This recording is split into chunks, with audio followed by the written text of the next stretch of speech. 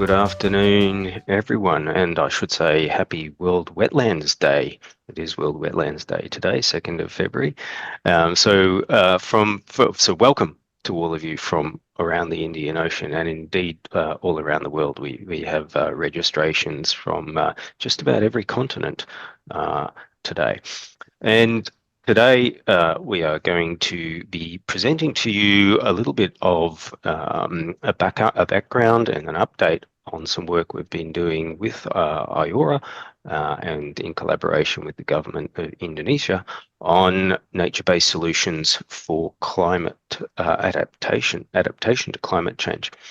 So in terms of a brief set of housekeeping. So somewhere on your screen, if you're on a computer, probably at the bottom of your screen, and if you're on a mobile device, somewhere, I'm not sure, there will be two options. One is a chat option and one is a Q&A option. Feel free to use the chat option to introduce yourself. We like to know who you are and where you're from, and I'm sure everybody else in the Indian Ocean community and beyond would also like to know who you are and where you're from. So feel free to introduce yourself. The Q&A is for you to pose questions to the panelists. So we will have a set of presentations, and then hopefully we'll have 30 minutes at least for a set of questions and answers. And we'll be answering as many questions as we can from the questions that you pose in the chat. So with that said, I am going to get started by sharing my screen. And Mark, have I shared the right screen this time? You have. That's coming up.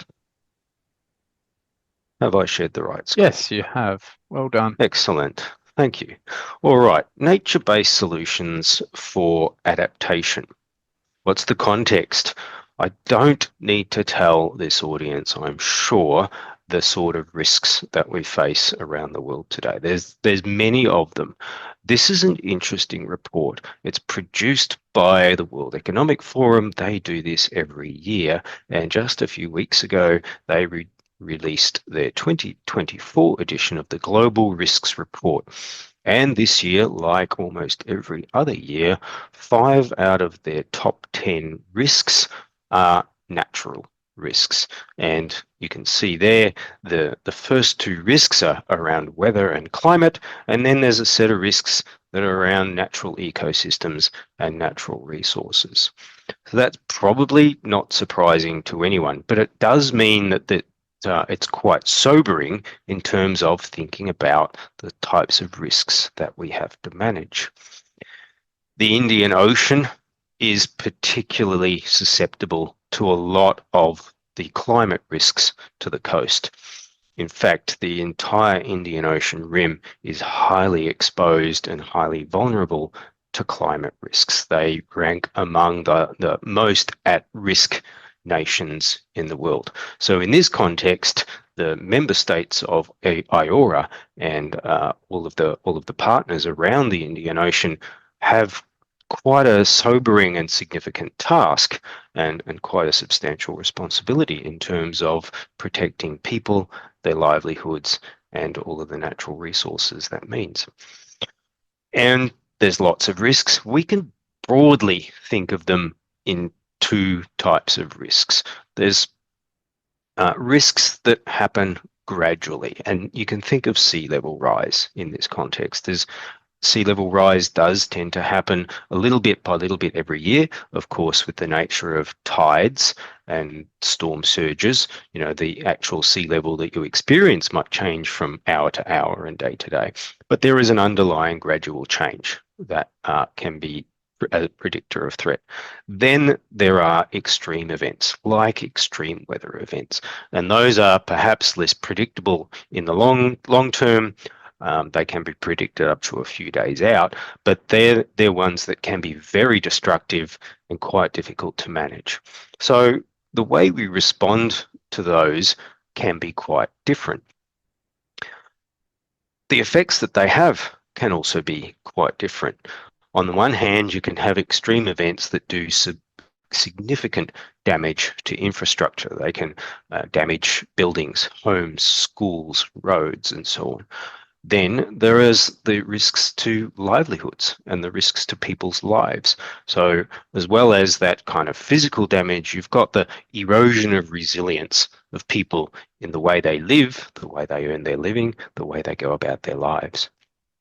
So that's quite a challenge.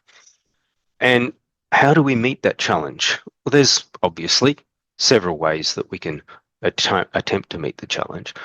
What we're investigating through the IORA Blue Carbon Hub is the nature-based solutions. How can we use nature as a way of addressing the whole set of challenges in a single coherent framework? So, of course, climate mitigation. Removing carbon dioxide from the atmosphere is important, as well as, of course, stopping putting carbon dioxide into the atmosphere. But then what do we do about the change we're locked into? There are some changes that will still happen, even if we manage to get to net zero tomorrow. There are still some changes we're locked into, and we have to prepare for those. But of course, we won't get to net zero tomorrow, so we have to prepare for long-term changes. And for some countries, it's actually going to be too late to stop those changes. Low-lying countries around the Indian Ocean, small island states, they will be affected. So how can we harness the power of nature to benefit them? That's what we got together to talk about last year. We had the fourth in our IORA Blue Carbon think tank series, and that one we got together experts as well as representatives from the IORA member states and dialogue partners to think about nature-based solutions for coastal adaptation. We co-hosted that with the government of Indonesia, and I again extend my thanks to Pak Andreas and the whole team there for their generous hosting of the event. It was really an excellent event and very well hosted. We had a set of presentations, a set of discussions, and a set of excursions that were designed to facilitate the exchange of ideas. And then at the end, we came up with a set of recommendations. But broadly, we investigated the risks and the solutions in three themes. We talked about coastal risk reduction, and that was perhaps in the context of some of those extreme events. We also talked about coastal ecosystems and their role in enhancing resilient livelihoods, noting that damages don't just occur to infrastructure, but they also occur to lives and livelihoods. We also talked about how can we green coastal infrastructure, noting that sometimes we do need to build walls to stop, for example, sea level rise or storm surge. How can we do that in a way that might encourage other benefits, whether they be benefits to biodiversity or perhaps benefits to fishing and fisheries? At the end of the workshop, we had a session where we generated recommendations. That was an excellent session that generated a lot of recommendations. In fact, we managed to get 27 specific recommendations. Well, they were distilled into 4 themes. Now, they're all available, excuse me, they're all available in our final report. That report is on the website. I think Mark's going to pop a link to that in the chat right now. But you can see the themes that were developed, and the kind of the words that came out are there in that word cloud that have popped up there. So the words were like support and encourage, noting that IORA is a forum that encourages dialogue. It encourages us to get together to overcome the barriers of distance and borders and to try and work on solutions. So those 4 recommendations were using IORA as a platform to elevate that conversation. They were also about how we generate knowledge exchange and capacity building, and very importantly, pilot studies. We do have some knowledge exchange, we do have some capacity building, but there are very, very few pilot studies. Those 2 main kind of themes were really about that kind of international cooperation and international exchange. Then there were recommendations that were about valuing and integrating livelihoods into policies and governance. and local knowledge into policies and governance. That probably happens at a national level or a sub-national level. So that's for individual policy officers to think about. And similarly, creating policy frameworks for adaptation is probably at a national and sub-national level for individual policy officers to think about, and decision makers of all kinds. So one of the other activities we're going to run today alongside the webinar is we're going to have a little bit of a quiz. We want to democratize kind of the information that we're generating. We want your opinion.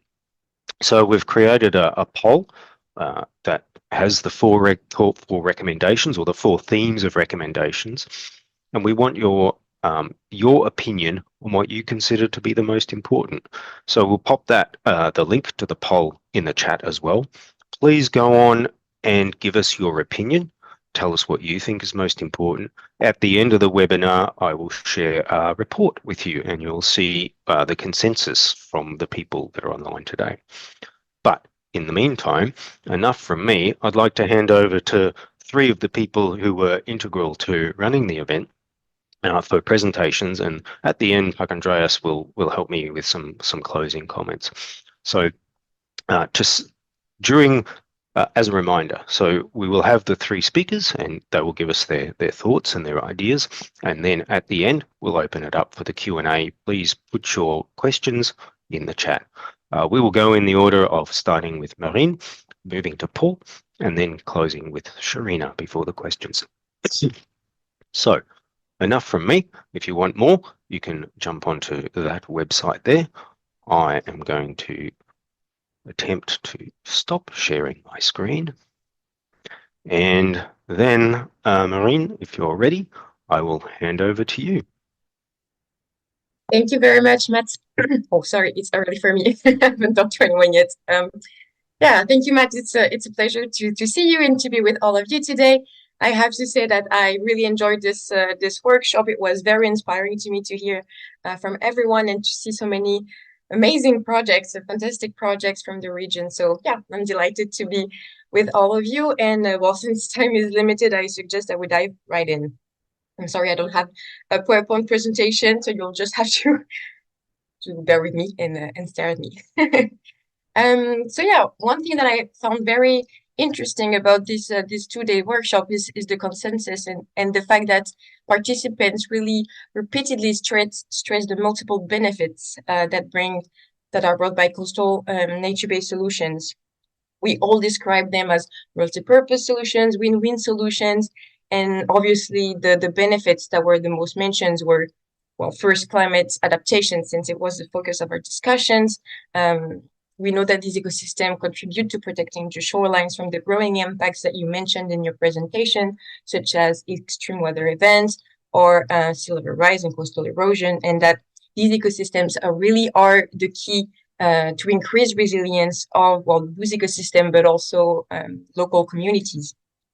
We also talked extensively about climate mitigation because coastal ecosystems have a significant carbon sequestration and storage capacity, especially the blue carbon ecosystems, the one that give the name to the hub, the mangroves, seagrass, salt marshes, that have their potential really recognized and acknowledged by the Intergovernmental Panel on Climate Change, the IPCC. And to kind of complement those two very climate-based benefits, we also discussed a lot about socio-economic benefits. And I think it was great to see all the very important examples that we had, to see how these ecosystems provide essential services to human communities, such as livelihoods. That was, as you said, really at the core of the discussions, but how also it can be a pillar of the blue economy, sharing examples like ecotourism. So it was great to see very concrete examples, such as we had the Mikoko Pamoja projects in our discussion, which I think is amazing. It's a community-based blue carbon project in Kenya that aims at restoring, protecting mangroves through the sales of carbon credits. And we discussed, how it impacts the different sustainable development goals, how it contributes to the well-being of more than I think it was 7,000 community members benefiting from the project, how it enhances fisheries for food security, how it offsets emissions, protects mangroves, access to water, partnerships, so really contributing to the wide range of SDGs. And to me, this is really the basis of strong policy making. And that's a bit where I'm here. And this is also something that has been very strongly discussed in the recommendations, seeing how we can better integrate these nature-based solutions into coastal development policies, creating opportunities, especially for livelihoods. But something that I also wanted to stress about nature-based solutions and how they are particularly relevant is that we still have to be careful with the way that we implement them, the way we design them. Despite their numerous benefits, many experts are still quite skeptical and kind of express their concerns on the risk of misusing or even abusing these nature-based solutions. There's a risk, of course, that this could harm biodiversity or communities in case, for instance, of monocultures or land grabbing. So it's really also important to understand that nature-based solutions can only provide the benefits that we expect from them, that we need from them, if they are really underpinned by biodiversity and community involvement. So in that regard, I think it's really important to fully consider the synergies and the trade-off, and to do that we have specific standards, criteria, and measures that have been recently developed. I remember when we talked about the Mikoko Pamoja projects that Dr. James Carroll from Kenya really highlighted the high quality blue carbon principles. And I think it's really important to also build the confidence and be able to involve other actors, the governments, of course, but also the private sector. So it's important that we have this ability to really monitor and evaluate and learn from these nature-based solutions.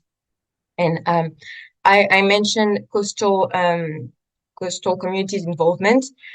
I think this is particularly important since these communities are traditionally excluded from decision making. So I think it's really important, considering that they're the ones that will be directly or indirectly affected by the nature-based solutions. It's important to have them involved in the design and the implementation of these solutions, that they're really part of the process, especially since, and this is something that we also discussed a lot during the workshop, their knowledge, their practices can really complement the scientific knowledge and really provide empirical insights into the environment. So I think this is a really key point, and it has been translated in a number of recommendations, really having to promote initiatives that empower local populations, that encourage the use of this traditional knowledge. So this was really important for us to consider these multi-purpose aspects of decision making. And I think this is more and more understood, including in the international scene. And this is something that was highlighted by Mr. Firman Hidayat, Deputy Minister for Maritime Resources of Indonesia, during the workshop. He really explained in his opening remarks, how protecting and restoring valuable ecosystems like coastal ecosystems will not only drive sustainable development, but really also help us achieve internationally agreed goals. It's something that we've seen over the last years, especially since 2021. These coastal and marine nature-based solutions are increasingly recognized and advocate on the international scene, and especially, of course, within the Climate Convention, since I mentioned it has a strong climate mitigation and adaptation potential. And I think a good example, a good indicator of this is the growing number of parties to the convention, including these solutions in their national climate strategies. So within the Ocean and Climate Platform, with a group of NGOs, conservationist NGOs, we conducted an analysis of all the 148 nationally determined contributions submitted as part of the first revision cycle. So that means that were submitted between 2020 and 2023, more or less. And we found that out of 148, almost 100 nationally determined contributions now include at least one coastal nature-based solution. So this is about 2/3 of these strategies included at least one coastal nature-based solution, which is an improvement, I have to say. Of course, we still have some countries to convince and to support in including these solutions, but it's already a good basis. And maybe if we look closer also at the Indian Ocean region, I think it's important to share the figures here and to see that out of the 20 IORA countries that already have submitted their revised strategies, 17 of them included nature-based solutions in the coastal zones. So it's also a great success. It's almost all of them. It's great. And I think it's also important to go a bit deeper and see the kind of measures that were included. So let me share with you two fantastic examples of measures that have been included in the national strategies under the Climate Convention. The first one is the Seychelles. The Seychelles committed in their national determined contribution to map the full extent of the seagrasses and mangroves within its water. So the objective is to protect at least 50% of them by 2025 and 100% of them by 2030. And additionally, the Seychelles also committed to measure the carbon stock values of these two ecosystems with the objective to include them in the national greenhouse gas inventory by 2025. So really including the removals that are allowed by the mangroves and the seagrasses in the overall inventory.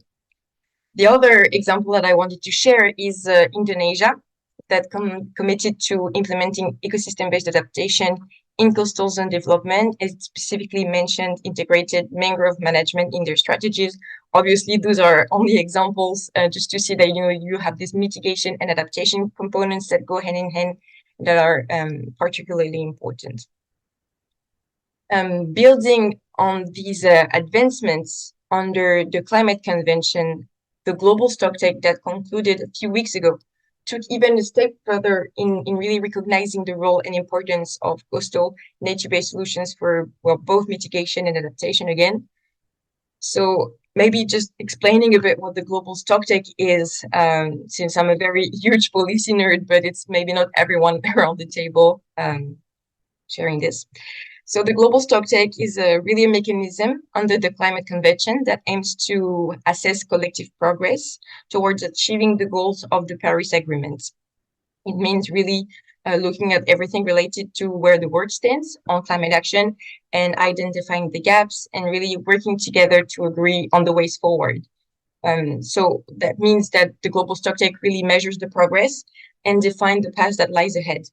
And that's what kept us busy at COP28 in Dubai, or at least one of the things. So after 2 years of really in-depth technical assessment, it was time for parties to agree on the way forward. And this led to a very specific decision on the global stocktake, in which parties clearly identified coastal and marine ecosystems as powerful levers to strengthen climate action. And parties really encouraged the implementation of nature-based solutions, as well as other ecosystem-based approaches and the protection, restoration of coastal and marine ecosystems in this decision. So this is very, very important, since the conclusions of the global stocktakes are really intended to guide and inform the revision of parties' climate strategies. So basically, this is kind of like the roadmap of party strategy. So it's instrumental, it's paramount that we have the importance of nature-based solutions in this text, although it might seem a bit nerdy from the outside. This decision on the global stocktake also really underlines the urgent need to address in a comprehensive and synergistic manner the interlinked global crisis of climate change and biodiversity, of course, in the broader context of achieving sustainable development. And I think here also nature-based solutions have a major role to play, since they have this cross-cutting nature that we discussed at the beginning, with this multi-purpose, these different benefits that are provided.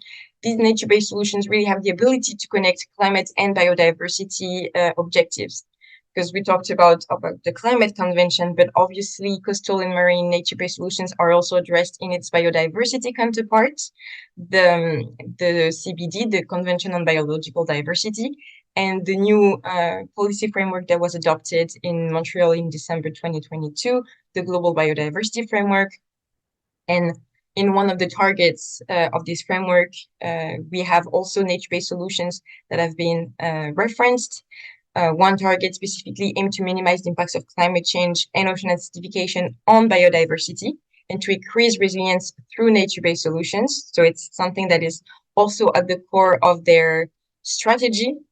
And considering nature-based solutions are really used in both fora, it's important to see how we can help align the two agendas, the two strategies. I mentioned the nationally determined contributions under the Climate Convention, the NBCs. Well, we have the biodiversity counterpart, the NBSAPs, under the Biodiversity Convention. So I think these tools, the nature-based solutions, are really key to ensure policy coherence and consistency at the country level. When we are, planting mangroves, we don't really ask ourselves whether we'll contribute to one or the other. So it's important that in the reporting, in the system, we make sure that we are aligned and that the two go together to maximize the resources, the funding, and so on. And I think also that given the scale and the urgency of the two crises, it's absolutely crucial that we accelerate our effort and we maximize this impact that I mentioned. So this is also something that was really discussed during the workshop, raised by a number of participants, and really came out in the discussion in the form of the recommendations, with IORA discussing how to further build synergies with the Convention on Biodiversity, but also the Ramsar Convention on Wetlands. Happy Wetlands Day, by the way. And see how the NBSAPs could be, the nature-based solutions, can be integrated in that regard. I think to conclude, maybe it's important to say that, as Matt mentioned, the Indian Ocean nations are exposed to substantial risks, but as also highlighted during the discussions, the IORA member are also in the key position to really lead the management of these ecosystems and thus act as leaders on the international stage. And I would like, in that regard, to welcome the recommendation of the IORA mentioning the need to really speak as a common voice, to really continue pushing for a nature-based solution. And yeah, with this, I would like to thank you for your time. Congratulate again the organizers for this amazing workshop, for the discussions we had there, and thanking all the experts. Back to you, Matt. Excellent. Thank you, Marine. And thank you especially. It's I know it's very early. Marine, a reminder to everyone, Marine is from the Ocean and Climate Platform, which is based in Paris, in France. So it is early in the morning. Thank you, Marine. And a good reminder, what was it, more than 100 NDCs currently include coastal nature-based solutions. So given that not all of the 190 or so parties to the UNFCCC actually have coastlines, that's, I think, you're more than halfway there. So well done. It's exactly, it's 23 countries that have not included coastal and marine nature-based solutions that have a coastline. So it's only 33. Yeah. So there's, and I think room to share learnings and lessons. So a reminder, please post your questions in the Q&A and talk to each other in the chat. Don't forget to let us know your opinions on the recommendations. Okay, so from Paris to Perth, I will now introduce Dr. Paul Branson, my colleague at CSIRO, who will talk about some of the eco-engineering and other aspects that were discussed at the workshop. Over to you, Paul. Thanks, Matt. Just finding the mute button. My screen should be visible now. I'm just get it into presentation mode. It's visible. How's that? And that is looking great. All right.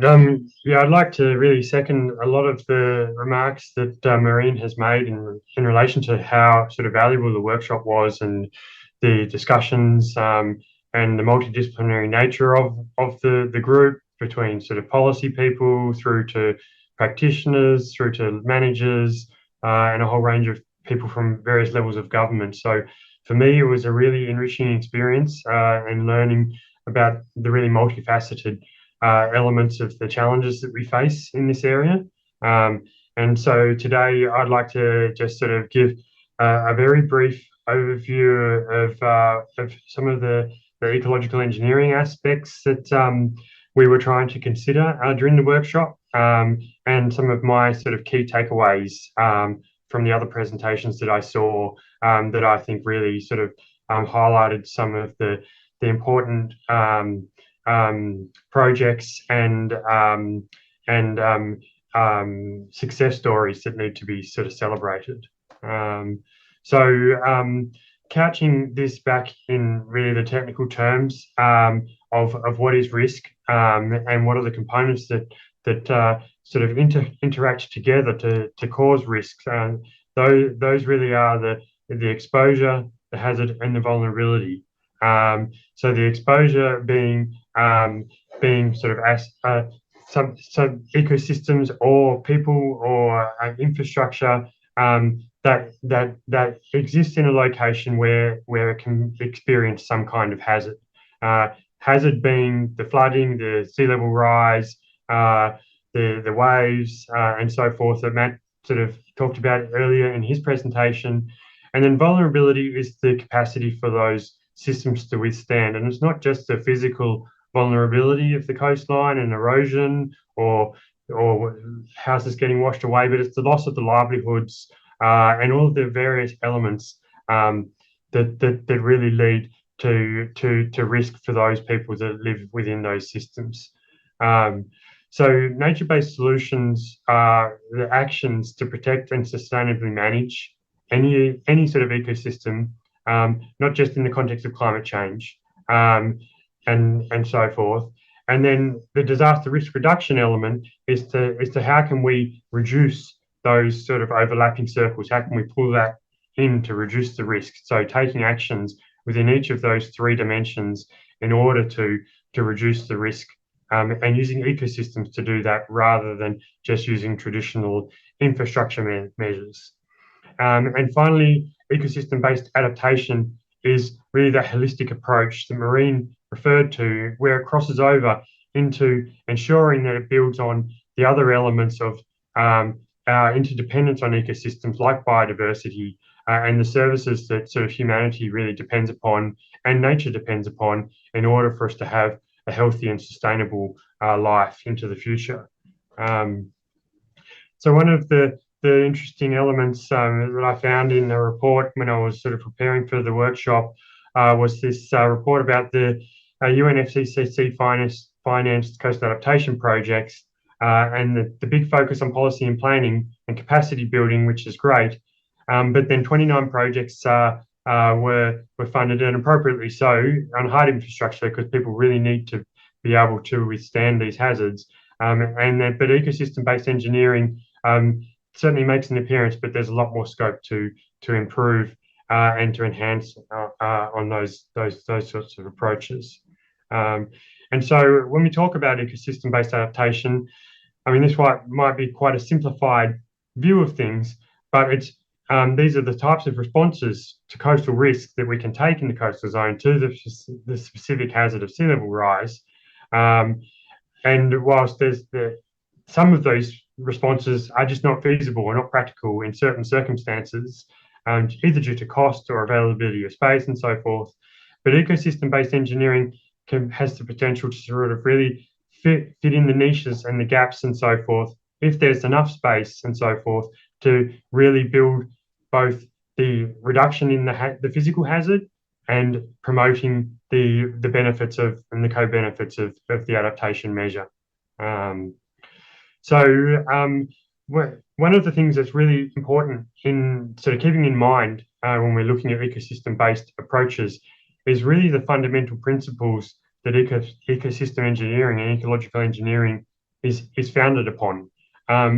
And this definition, which is really built up by some of the foundational thinkers in ecological engineering, because it is a relatively young, in a sense, engineering discipline, really, I think, really encapsulates some of the critical elements. And that is that first and foremost, and most fundamentally, is that it's a practice that is based upon ecological science and ecological principles, that it needs to understand and take account of the holistic aspect of ecosystems and the multifaceted interactions that there are between ecosystems, between landscapes, and between our interactions with those. Next, this ecological engineering is defined broadly enough to include all of the types of ecosystems and those potential human interactions with ecosystems. So the society isn't considered separate from the natural environment. And finally, my third point is that ecological engineering is an engineering of design, that we are designing the system in order to achieve particular ecological, social, and infrastructure goals. So it is totally an engineering practice that we are intervening in a particular manner in order to enhance particular values. And that's the final sort of point I'd like to make, is that there is an acknowledgement of an underlying value system, and that we have to be upfront about what those values are and how to and what our objectives are in undertaking any ecological engineering project. And that, I think, is really important, as Maureen alluded to, so that it's not misused, and so that we don't create maladaptations that are in the long term don't achieve the really fundamental objectives that we have of adaptation to climate change and the challenges in that space. My four sort of takeaways, three takeaways from the think tank workshop. One, I think, was really around capacity building. It was pretty clearly sort of stated in many stages throughout the workshop that MBS sort of takes time, but we need functionality now, and there's a lack of knowledge about and confidence in the performance of these measures, even just purely from a physical perspective of how much can we mitigate the hazards. And so there really is a need to share learnings and data around these projects and so forth, their scale, their planting densities, whatever, all of the physical parameters, the data, and then the outcomes and so forth, and to really celebrate the success stories and communicate the failures, because the most important thing about any ecological engineering project is that you aren't necessarily designing to a particular sort of design criteria or 3 times loading or so forth, but you are designing to ensure that the consequences and the potential unintended consequences of the ecological engineering intervention do not have large consequences, rather than no, because there's a lot of there is some amount more uncertainty in ecological engineering of the ultimate outcomes than there is in more traditional engineering practices, and that it's really important that this information sharing is facilitated by information systems. So I think two of the sort of highlights for me was some of the work in the climate resilient polder work in Bangladesh, and I think that's led on to this child development and settlement projects where there's extensive amounts of mangrove plantation and afforestation in order to reduce the crest level heights of the embankments and the cost associated with flood protection by utilising mangroves and their role in flood protection. So that was a really great sort of project that Mr. Rupal Mohammed from the Institute of Water Modelling Bangladesh shared with us. And the second one was really the really incredible network, both information system network and organizational network that's been established in Indonesia in order to quantify their nationally determined contributions for reporting on their climate targets and so forth. And it's these types of systems that equally we need for climate adaptation purposes, so that we can really understand where the ecosystems are, what role that they are playing in mitigating hazards and so forth, and carrying that forward from just the carbon perspective into the other elements.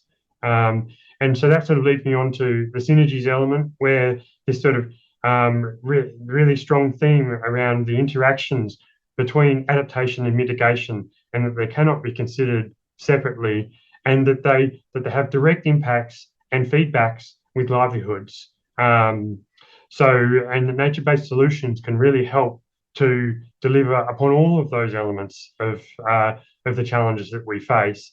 And this was really strongly communicated, I thought, by Dr. Daniel Murdiaso, and with this really great image of some art carvings here, where depending upon your perspective, you can see one thing or another, but it is one holistic sort of overall objective that we have here. So it isn't really to mitigate or to adapt, but both.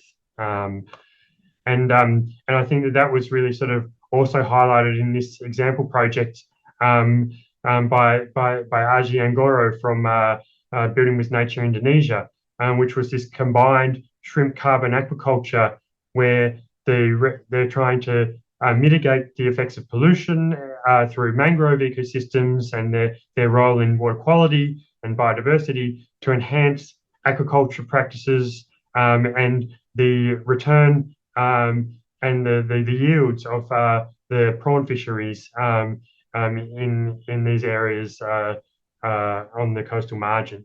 And finally, I think is the real need, because of the ever-growing challenge that we face with climate change and the need to mitigate and adapt, is the need to scale up. And on our field visit, we went to this mangrove nursery, and it was just really a real highlight for me to see, when there's some ambition, the kind of scale that can actually be achieved. And I can't recall the numbers of seedlings that are here, but it's phenomenal, as you can see, because as far as the eye can see, this mangrove nursery in Bali. And so yeah, I mean, I really thank our hosts in Indonesia and Andreas and so forth for taking us on this tour. And yeah, this was certainly a highlight also. So that's all I sort of wanted to relay. Thanks, Matt. Excellent. Thank you, Paul. And I guess that highlight there of the links between adaptation and mitigation and livelihoods really does summarize and encapsulate a lot of the conversations that were held, and indeed is reflected in those recommendations. And don't forget to give us your opinion on the recommendations. Maybe we'll pop that link back in there, and also lessons about sharing lessons, which is we've talked at length about how we improve knowledge exchange, and that was really reflected in Paul's summary there. So thank you, Paul. Okay, so our next and final speaker before the questions is Dr. Sharina from Malaysia. Sharina, it's a pleasure to see you again, even if it is online. Welcome to the forum, and please, over to you. Thanks, Matt. I'll share my short PowerPoint now. Okay.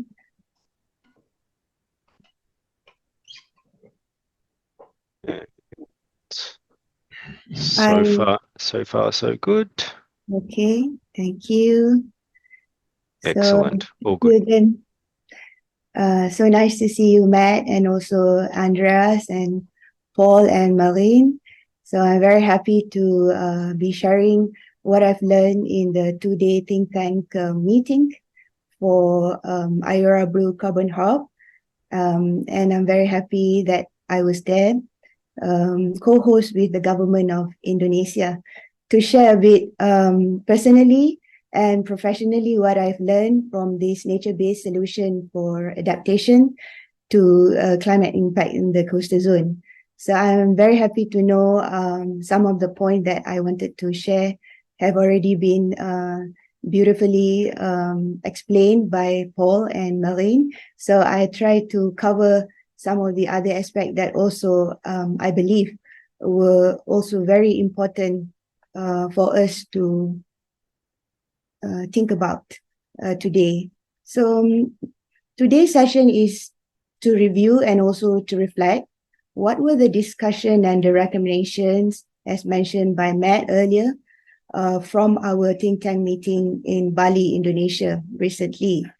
And 4 main themes were covered, and the recommendations are reflected, as you could see. Firstly, on the visibility and the regional voice, as for IORA as a platform to integrate all of this as a common voice, but nevertheless, common voice and the united voice that addresses all aspects, not leaving any aspects behind. And the other one would be the eco-engineering solution, the livelihoods and the policy and finance, all towards this nature-based solution that we have at heart.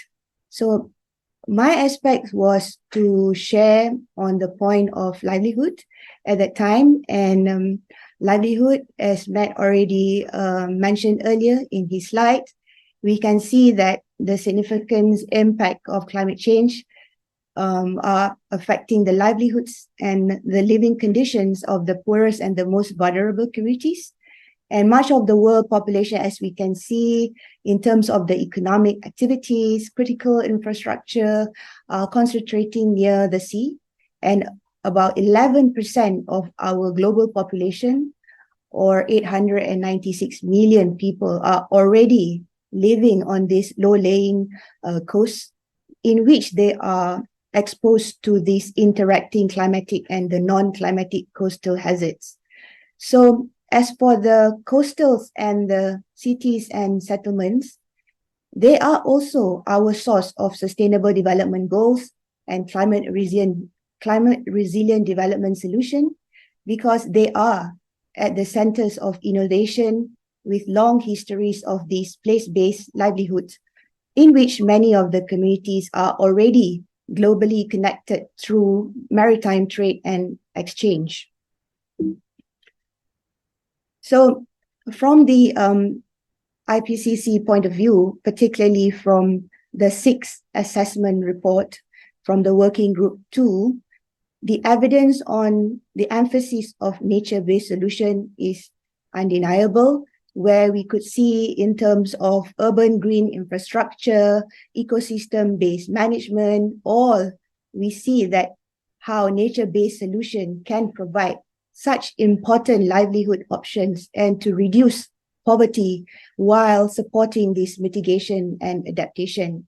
So some of the main elements of nature-based solution that need to be considered critically would be the trade-offs over time between this nature-based solution and their dynamics, in which we have to fairly say are still insufficiently understood, even though we can see that on the ground, there are many sustainable, innovative solutions, but perhaps what is lacking is still on, the documentation and the platform to communicate this evidence of nature-based solution.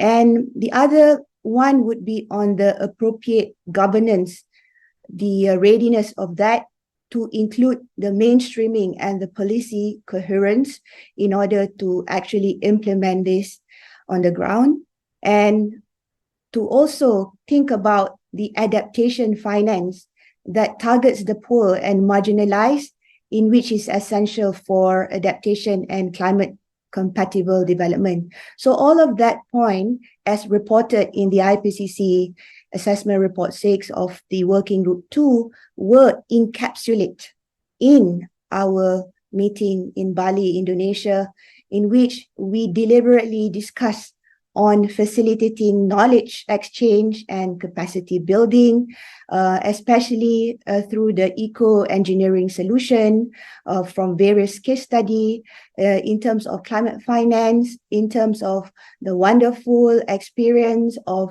empowerment that community are undertaking, especially in the implementation of nature-based solution. And also we discuss intensely that the guidelines for the application of nature-based solution in order for us to do the adaptation and disaster risk mitigation. So I'm just sharing again what Matt had already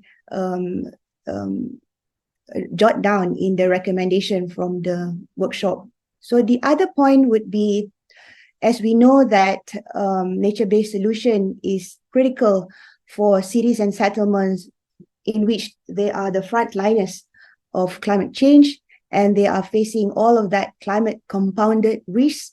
And we see that from the sharings from the meeting in Bali, from the experiences of the communities, it indicates and displays high accountable local leadership with evidence-based decision-making. So this is particularly crucial, especially when we talk about inclusivity.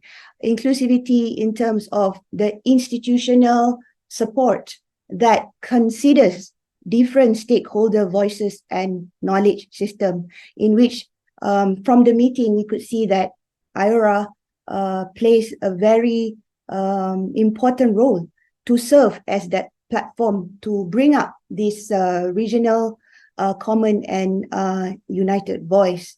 The other main point, as reported in the IPCC also on this, is on the acknowledgement of social, cultural, and the psychological barriers to climate action, and how can we incentivize people in order to change our lifestyles and behavior in which align with our community values and norms. So again, that was what is reported in the IPCC Assessment Report 6, Working Group 2, also resonates clearly what we discussed in our Bali meeting on the utilization of the local and indigenous knowledge and the importance of having these socio-economic benefits clearly in order to ensure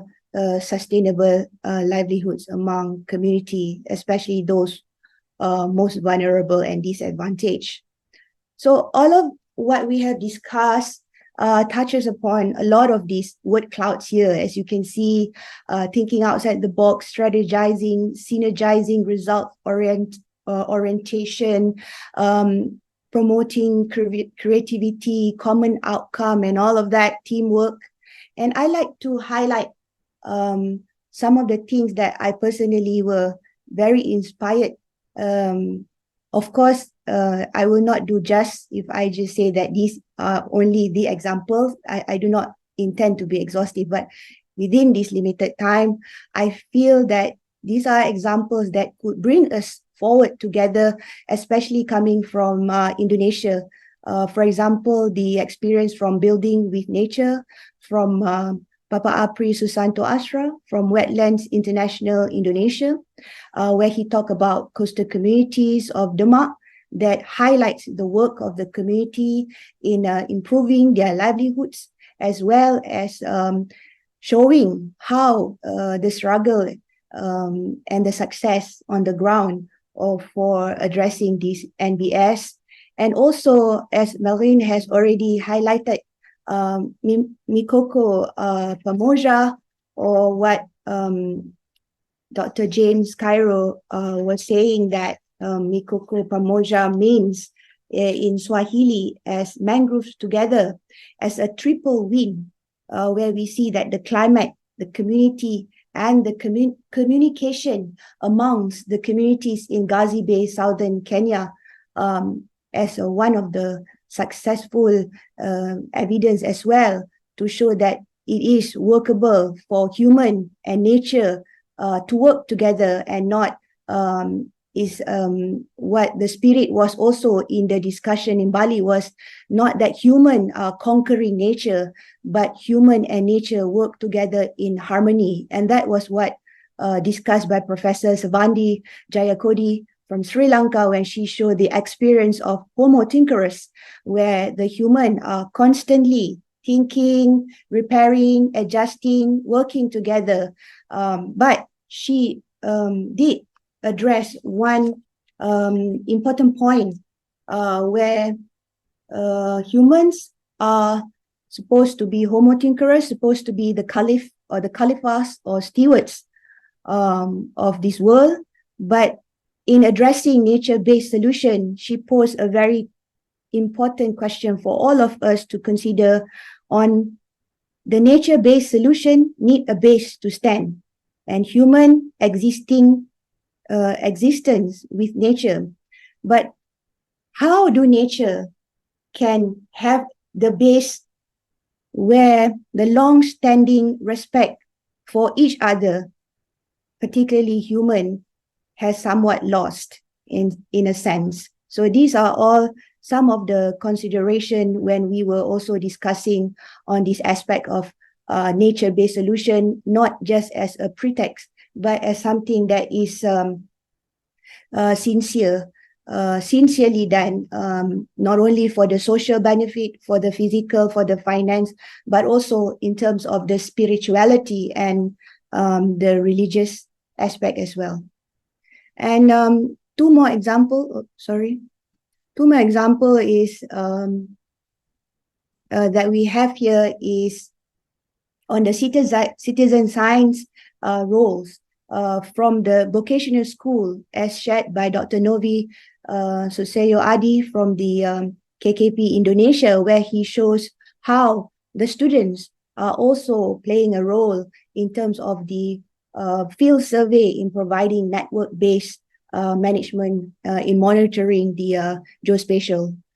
And last but not the least, we concluded by addressing a lot of this united voice or common voice for IORA, especially as a platform for Indian Ocean, despite celebrating and respecting the differences and the diversity, there is the need to push for this common voice in order to ensure the success for this climate adaptation through nature-based solution. So, Matt, I think that's all that I have in this given moment. And I just share some photos from our final night dinner together with Jessica Novia and Miss Lee and Miss Selina, and also Bapa Engelbert from Raja Ampat. So I thank for the opportunities again. Back to you, Matt. Thank you, Sharina. And the comment that you made that cities and settlements are on the front line of climate change, and it's the poorest and most vulnerable that are the most affected. It really resonated with me at the workshop, and it still resonates with me today. I think it's a really profound insight, and thank you again for sharing that with us. We have had a few technical issues today, it seems. The Q&A has not been working for everybody, including for me. So please feel free to actually use the chat. We'll manage that as best we can. And also the poll that we set up had closed. I'm not sure why it closed. It was supposed to stay open, but Mark has set up a separate poll internal to Zoom, so we'll use that instead. So we have almost 30 minutes left and time for questions and answers. So thank you for joining me, Pak Andreas. Dr. Andreas Hutahan is going to help me moderate the question and answer session, and then we'll assist in the closing comments. So questions. what do you think, Andreas? We have a few questions coming through. Well, there's one about mangrove nurseries in Bali. You could probably try and answer that one before we move to the next one. Yeah. Thank you, Matt. Yes, it's very interesting to this kind of question. But honestly, we need to find out the success rate of this restoration, because yeah, we heard also from the management of the nursery. They have already produced about 2.5 million seedlings annually. So this is big numbers, and they distribute to any person or institution for free. So I think this is we need to find out this kind of important question to the authority, so that this is also can give us know how is the impact of the nursery after being established, something like that. Thank you for the question. 2.5 million seedlings per year. That's a lot. I mean, it really speaks to Paul's question of scaling up. That is scale, which links very nicely to the second question from Jamie, which is addressed to Paul, and about the challenges in scaling up in the context of large-scale mangrove restoration. But I guess that can be broadened, Paul. Yeah, I mean, it's a great question. And I think probably one of the biggest challenges and sort of the major factors in failure of restoration projects is planting in unsuitable areas where there hasn't been an adequate assessment of the hydrology and nutrients and sediment and so forth, that the system is just not in a state that will continue to maintain the mangroves after planting. Now, I must confess, I'm not a restoration practitioner. I'm more of a technical person. So if anyone has any first-hand experience, I'd really appreciate others contributing to the discussion there.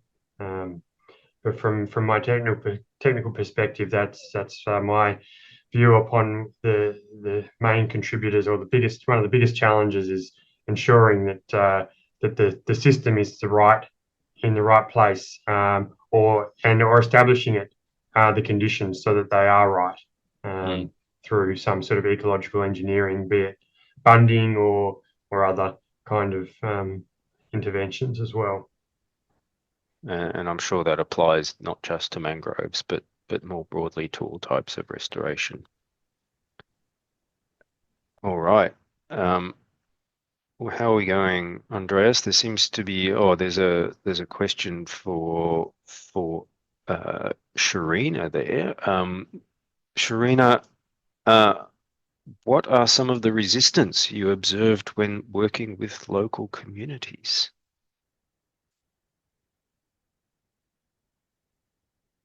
You might need to unmute. Yeah. Yes.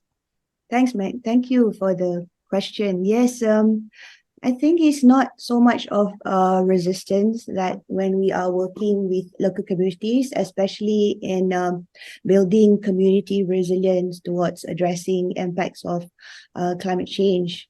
But perhaps the miscommunication and the misunderstanding that are often not addressed appropriately through various channels. So these channels and platforms are also not readily available. So that's why these high miscommunication are happening on the ground, especially when talking about ecosystem management or resource management in particular. And oftentimes the knowledge transfer or the knowledge sharing between communities are diverse, right? Because different background, different education, different experiences. So everybody coming together from different angles. So this diversity must be acknowledged. But at times, this may be seen as just a checklist. So the transparency and the accountability, especially in bringing together communities to work together for resource management as such, as what we are discussing in terms of nature-based solution, must be transparent. And we saw that from the evidence during our meeting shared from Dr. Cairo, Dr. James Cairo, from the MARC communities. All of that shows that we need transparency when we are working together with community, and the commitment must be there. So I think that's the main challenge. And there's a lot of patience as well, I think, on the ground, because it's not only working with the communities, but also working with the multiple layers of authorities and stakeholders that are involved. So hope that answers, yeah. And that diversity, you mentioned diversity should be acknowledged and perhaps also embraced. One of the I guess characteristics that I noticed throughout all three of your presentations was that the examples that you each gave that were all presented at the workshop, they were all different. Really showing the diversity of experiences and views that were presented, but also that each of you took away something different from that, and so there's a diversity of lessons as well. So that, excellent, thank you. A question from Komang. Hello, Komang, which was about finance. Yes, in terms of climate finance, the proportion that's attributed to NBS seems relatively low. Now, Sharina mentioned finance, but Marine also mentioned that in the context of international frameworks. So perhaps you can both answer that. Marine, perhaps you can try first, and then we'll hand over to Sharina. Sorry, my internet connection is not so good. Could you please repeat the question? This is a question about the necessity of scaling up finance for NBS in the context of the small proportion of climate finance that it currently takes. Thank you, Matt. There's, of course, very different ways of answering this question. The angle that I appreciate the most is thinking in terms of synergies. Obviously, it's always difficult to get the attention for more funding, and here there's been great work that has been done to really develop new also tools, innovative financing mechanisms. But I think thinking in terms of merging climate and biodiversity financing is a very efficient way to get more funding for nature-based solutions, because we're having, for instance, funding under the Climate Convention dedicated to climate adaptation that is really relevant for nature-based solutions that could go to coastal ecosystems. But it's quite the same idea with biodiversity money.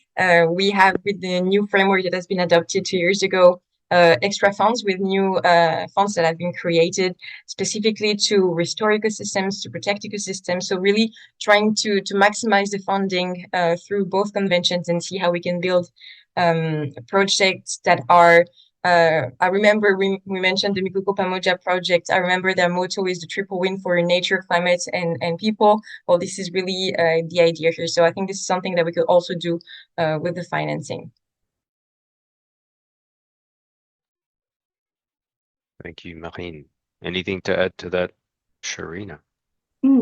Yeah, I totally agree with what Marine say. Is the effectiveness of scaling up the climate finance is to have these multiple synergies with others goals. For example, if we could show that having this scaling up of climate finance will also allow us to address other relevant policy or goals that actually integrates other aspects that could be in terms of economic growth, in terms of environmental sustainability, in terms of social inclusiveness, then I think that will also facilitate the scaling up of climate finance, especially for nature-based solution. And I think in the workshop, Professor Sevandi also did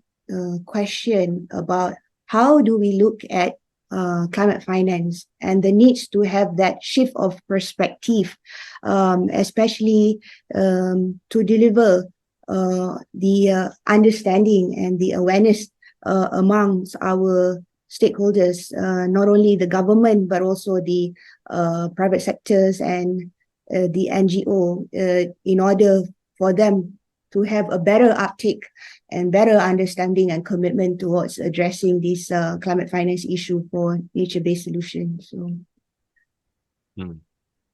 Yeah, and thank you. Yeah, that thought of, if we're using finance is limited, so if we're going to use it, what can we achieve in terms of the multiple benefits from it?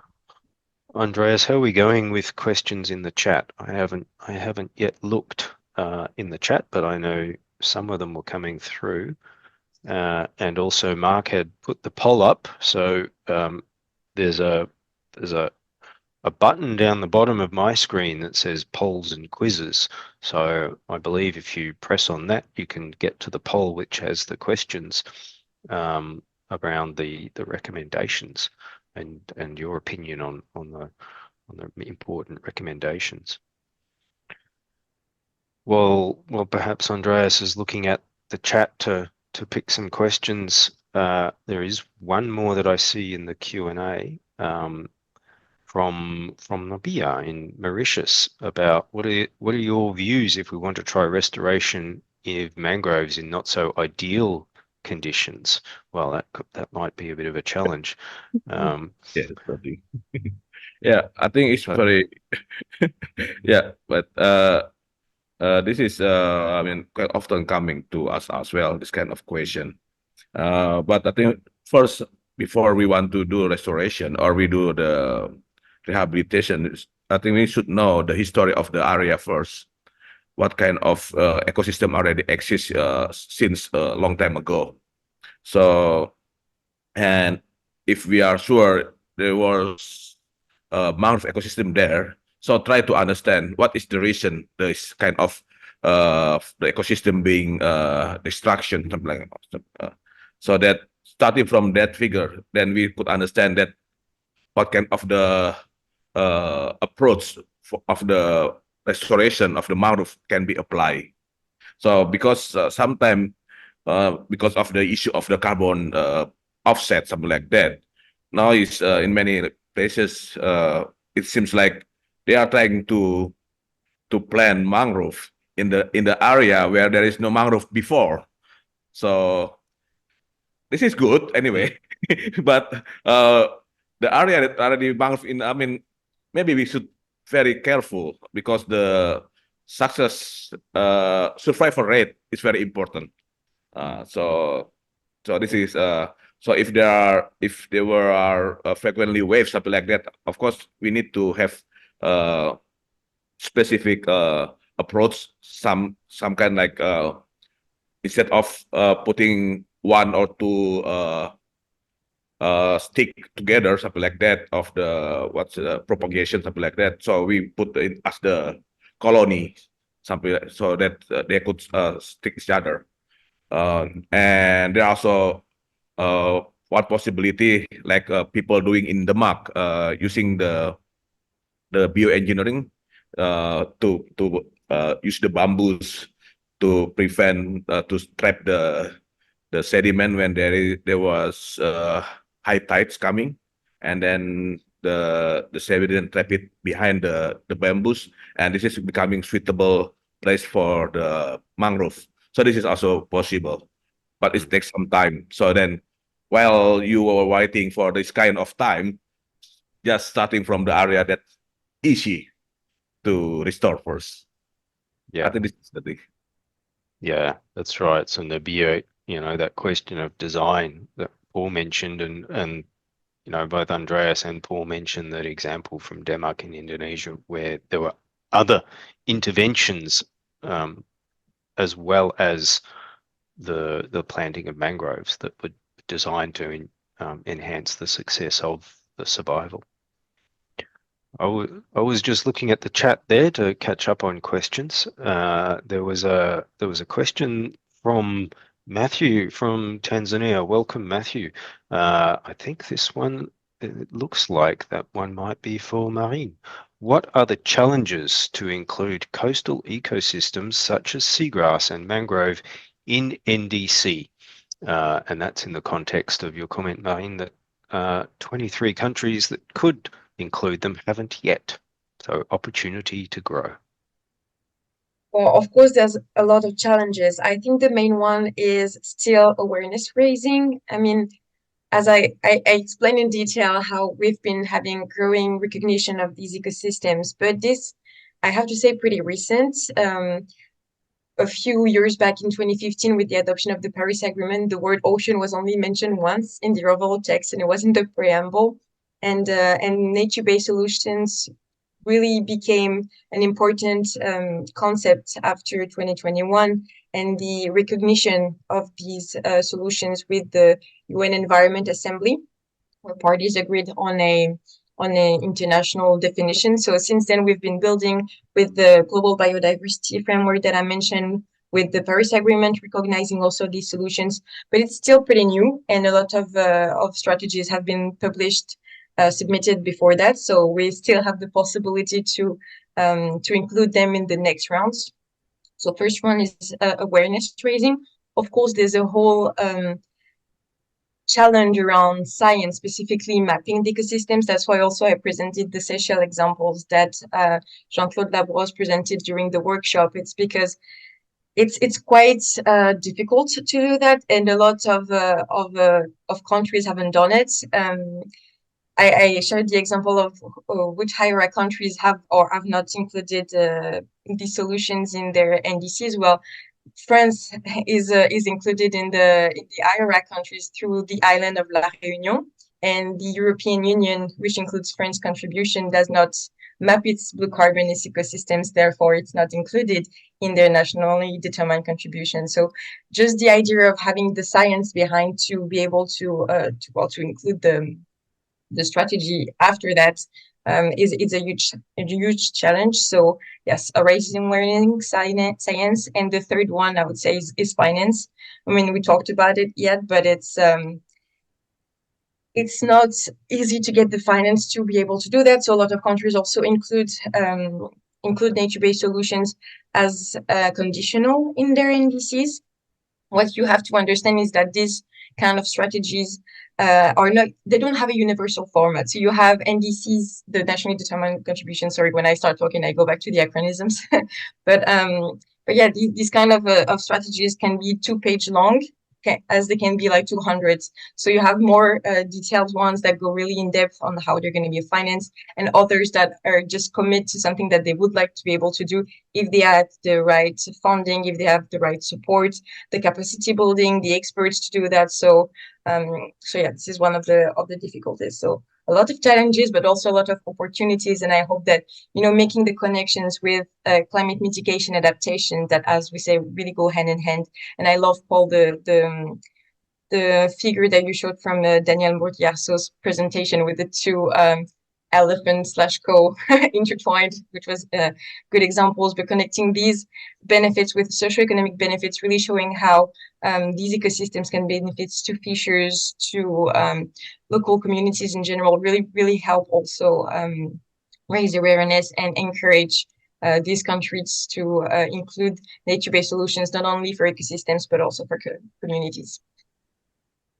Yeah, thanks, Marine. And that comment around the knowledge sharing and the different types of knowledge sharing, and the difference. Well, there's a role for the 2-page policy brief, as well as the role for the 200-page very detailed outline instructions. So we need to kind of have all of those those tools in the toolbox. And on that, the poll is coming up, the results of the poll, and I think in terms of this conversation about knowledge exchange, the results of the poll will be very enlightening. So Mark will be closing the poll in 2 minutes. So if you haven't jumped on, jump on now. So there is another question. I had wrongly attributed the question to Matthew. It was in fact from Hussein. So apologies, Hussein. Matthew actually asked, in what ways can data and technology be leveraged to enhance monitoring, evaluation, and adaptive management? That is an excellent question that just about anyone can answer. Who on the panel would like to address that question before we go to the poll? I can have a go at that, Matt, if you like, Excellent. given Please my do. bent of being in the more technology space. Yeah, I mean, I think that there's a whole diversity of ways that technology can be leveraged to enhance all of those elements of nature-based solutions in the coastal zone. We're really reaching a new era of remote sensing, be it from sort of small drones that communities can use to map different ecosystems or coastal areas through to satellites, that we're sort of getting to the point where we can not only better understand why these ecosystems are changing the way they are by mapping them at higher spatial and temporal resolution, but also intervening if we are observing changes taking place, either through policy or management plans and so forth. I mean, that's at sort of the at one level. I think that there's also a whole host of scope to enhance the use of technology more at the grassroots level.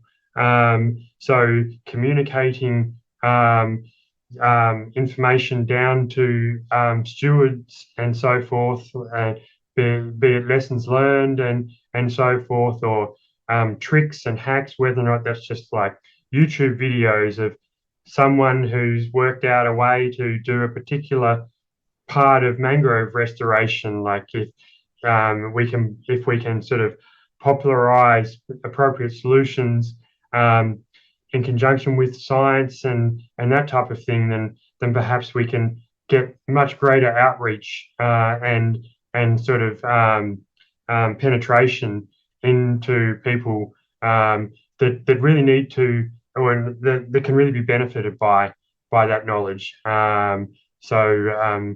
Mechanisms to improve prawn farming or something, I don't know, just like be creative on sort of the intersection of livelihoods and adaptation and so forth, and leveraging the new technologies that are available. I think, yeah, there's a lot of opportunity, but it's hard to know where to jump in, and sometimes the challenge with the technology scope and scale is it can be huge and intimidating. And trying to do that multilaterally across countries, I think, is also presents a lot of policy and information sharing challenges. So there's certainly a lot of scope and room for us to work and on that area. Thanks, Paul. Yeah, innovation in general, including technology. Let's go to the poll. Mark, behind the scenes, let's close the poll and share. Can we share the results? Are we sharing the results? Yes, we are sharing the results. All right, so if everyone can see what I can see, then more than half of you considered that the knowledge exchange, capacity building and pilot study in eco-engineering is our most important thematic recommendation. And then following that, there was very little difference in the other three themes of recommendation. So in terms of IORA as a platform for a common voice, policy frameworks that include adaptation and encourage investment, and valuing and integrating livelihoods and local knowledge in policies and governance. So thank you everyone for your opinions. Those are really valuable for us, and I'm sure are valuable to our friends and colleagues from the IORA Secretariat who are also online, especially since knowledge exchange and capacity building is really one of the important roles that IORA plays. So with that said, I would like to hand over to Andreas to give us his thoughts and closing comments on today's webinar. Thank you, Matt. And thank you to Marin and Paul and also Sharina for bring highlights what had been done during the last year meeting in Bali. And there are few points that very important things that we need to highlight here. I think, of course, we know at the Indian Ocean Rim Association, at the IORA region, that it's important to state that the blue carbon ecosystem, like mangrove or seagrass, is a very important ecosystem. So this is a very important statement, although for us is somehow is very flat statement, but for the policy makers, this is important things, especially when we are discussing about the conservation. The sub statement mentioning the importance of the mangrove or seagrass ecosystem is the key. And also another issue that we have already raised here about the importance of this ecosystem as the nature-based solution for the coastal adaptation. And again, of course, as a part of the blue economy development. So this is very important thing, especially not only in Indonesia, I think it's many countries try to combine between economy and ecology as the two sides of coins that it has to be together. So regarding this issue, I think this is very important also for us, especially, and how we could able to strengthen our economy and with the least or minimum destruction of the ecosystem. This is very important things for us, and I think in the Indian Ocean Rim Association region, this is also a very hot issue now, especially in the island states, countries in the middle of the Indian Ocean, where they are facing very strong influence by the sea level rise or the strong winds, something like that, that may destroy their livelihood, something like that. And I think also I would like to highlight also the importance of doing the restoration and conservation. Some time ago, I forgot the time, United Nations have some assessment regarding the investment for the restoration or conservation of the ecosystem. So in each $1 of the investment for the restoration and conservation, it could bring yields from 3 to 75 US dollar in the economic value. So this is a very important comparison that how we could say that doing the restoration could bring more benefit in the future. And so this is what we would like to highlight also. And also during this meeting, I do some small study regarding the issue between seagrass and mangrove for the scientific purposes. So just through using the Google, very easy way, try to find out which one is more popular, seagrass or mangrove. And of course, we know mangrove is more popular. So based on the scientific publication, it's there are over 30,000 publication relative to the mangrove ecosystem, and then for the seagrass is half of it, so it's around 15. So it's this also reflects the maybe the awareness, I don't know, or maybe lack of information or something like that. This is just a number. And if we go deeper to the issue on the blue carbon, so mangrove publication regarding the mangrove ecosystem in the framework of the blue carbon is about 4,000 publication. And again, for the seagrass, half of the 4,000 is about 2,000 publication. So again, I think this is quite very important scientific evidence that we need to improve to enhance our understanding to the seagrass ecosystem. So moreover, if we are compared to the research for coral reef, even is maybe 5 times. I found it 5 times of the mangrove study. So this is again, so this is some kind like information that we need to have better or equal understanding. We need to go further.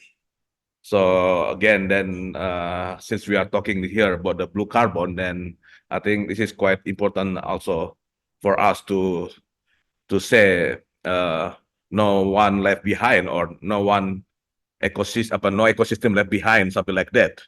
So this is for the seagrass ecosystem. So, and yeah, we are hoping through the IORA Blue Carbon Hub, the issue of the seagrass and as well as mangrove could also improve the knowledge at the regional scale, and also the implication of this study, especially now is the issue regarding the carbon offset. Now is becoming getting popular. So then from the Q&A already asking how we could plant the mangrove in the area that strong current, something like that. So this is sometimes happening also in Indonesia. People now would like to plant mangrove in the good white beaches. so this is not funny at all. So so this is yeah, they are trying to do experiments, something like that. But again, I don't know. So then we need to be careful to share the information to the people who not really understand what is the carbon offset, what is the benefit of the ecosystem services provided by the ecosystem that can be supposed to be bring both positive impact, but another way is can be backfire to the communities, something like that. So that's I think this is very important point that I found here. And also again, thank you to IORA Blue Carbon Hub for give Indonesia as the host for the meeting last year. And I believe this is not the end of this. Maybe in the future we could also hosting some kind of similar event under IORA also in the different issue. Thank you, Matt. All right. Terima kasih. Thank you, Pak Andreas. And thanks to all of the panelists and speakers in today's webinar. Thank you again to Andreas and the government of Indonesia for hosting the workshop last year. We are now preparing for our next event. It will be in Thailand in September, and we'll pick up some of those themes and work on them a little further. But for now, from us, we would like to thank everyone for your participation today. Wish you a good day and a good weekend ahead. Thank you and goodbye. And for the panelists, we're going to stay on for a photo.